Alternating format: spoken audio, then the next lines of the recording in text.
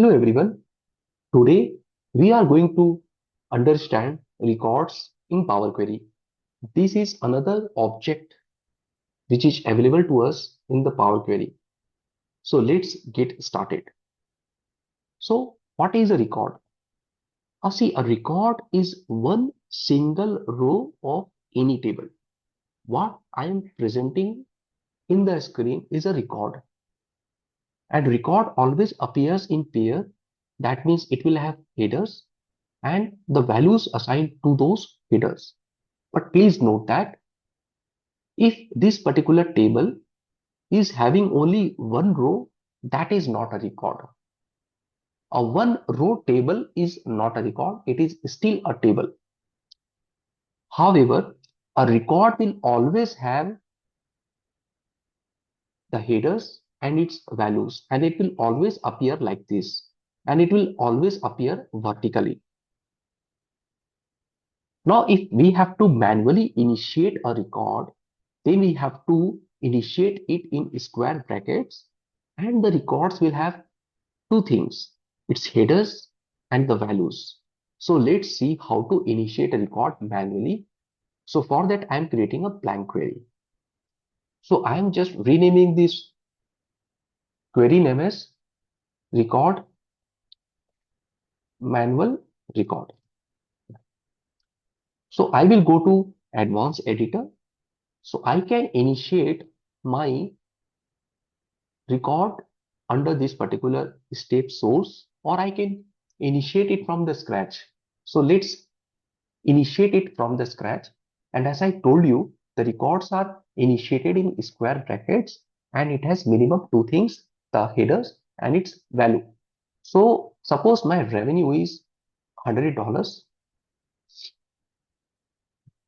If your record is having multiple headers, then I will have to separate it through a comma, and then I again go to the next step and tell cost is say 60, and say my earning before tax,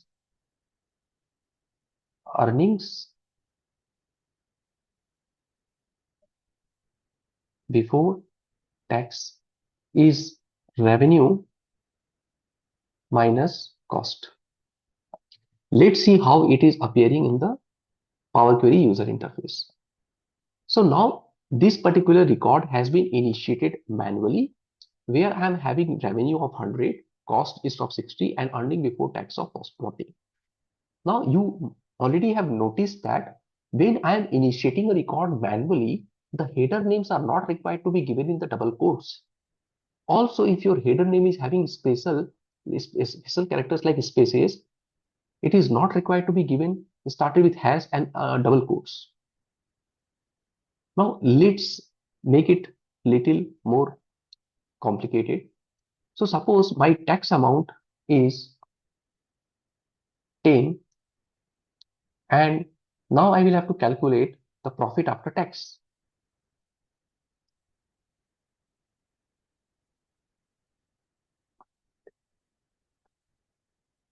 So my profit after tax is earnings before tax minus tax. Now I am getting an error because while you are referencing your header and your heading is having special characters like spaces, I cannot just give the header name as it is. I will have to give hash symbol, and the earning before tax has to come in double quotes because it is having spaces as special characters. Now if I give initiate this record, I am getting the record itself. The tax amount is 10 and profit after tax is 30. One more finer point, if my header name is having a special character like dot, then in that case, I cannot just write like this. I will have to use a hash symbol and put this header name in double quotes, and then it is going to accept this value.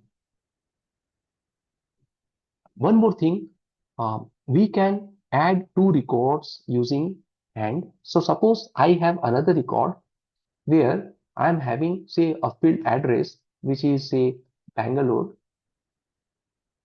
Then in that case, this is a second record and this is the first record. So what system is going to do? System is going to add this second record's new fields into the record itself. So it is going to appear like this, where the address is also coming.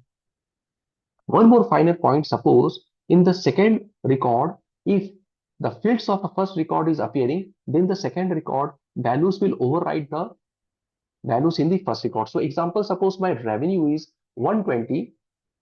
So now if I see the records, 100 will get replaced by 120. So what we have seen now is how to initiate a record manually.